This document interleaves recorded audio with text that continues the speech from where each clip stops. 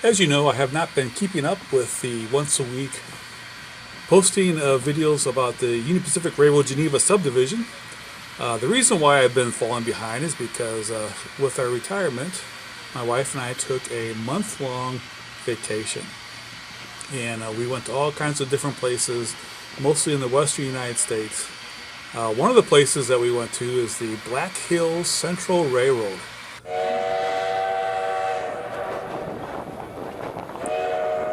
This was a tourist train in South Dakota, in the Black Hills area. We went from here in Georgia to Chicago, and then Minnesota, and then to South Dakota.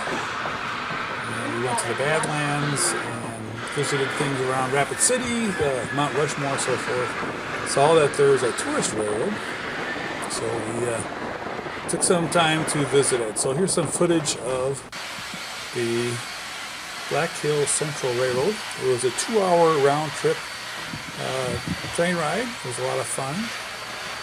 Went out for an hour, and then here we are at the station.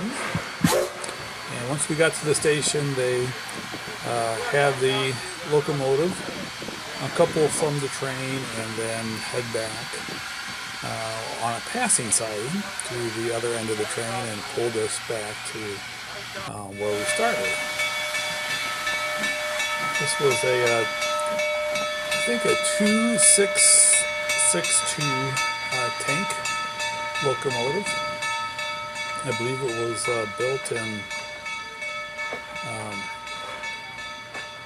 the 1920s, I believe it is. It wasn't quite 100 years old. On the way there, I was at the back of the train. On the way back, I was at the front of the train. So here I get a chance to see a little bit closer footage of the locomotive pulling the train. This is being pulled through the Black Hills of South Dakota. Beautiful area. We also went to Custard State Park, which was pretty awesome.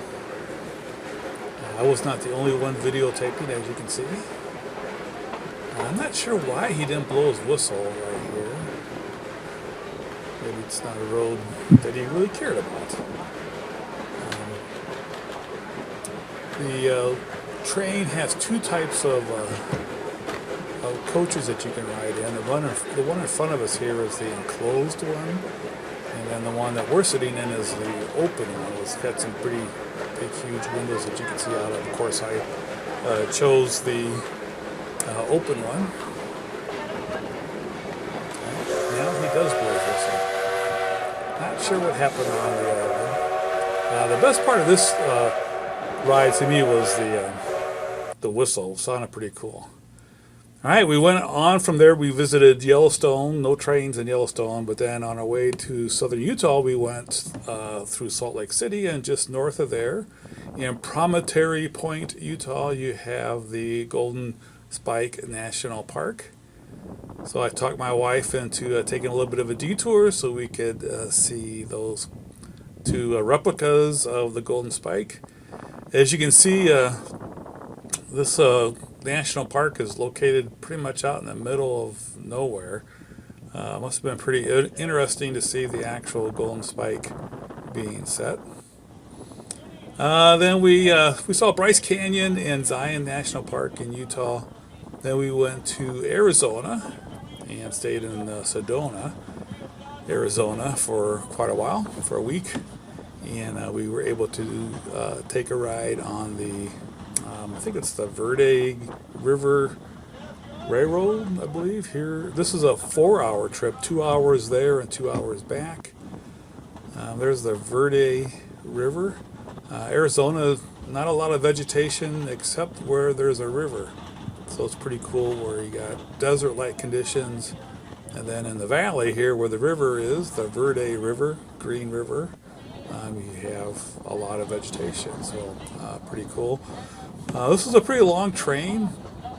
You were assigned to a coach, and then every coach had a platform car. I spent most of the time in the platform car, even though it was over 100 degrees. Here you can see the locomotives going by. These are FP7s, I believe, or maybe FP9s. I'm not real sure, but it's pretty cool to see them go by. Painted for the Verde Canyon Railroad. Colors are pretty cool. Wasn't real crazy about the eagle here. It just didn't seem very trainy, like it should be on a train. Cool drawing. Looks pretty cool eagle, but I don't know. It didn't seem like it fit on the locomotives, but it was cool to see the FP7s going by.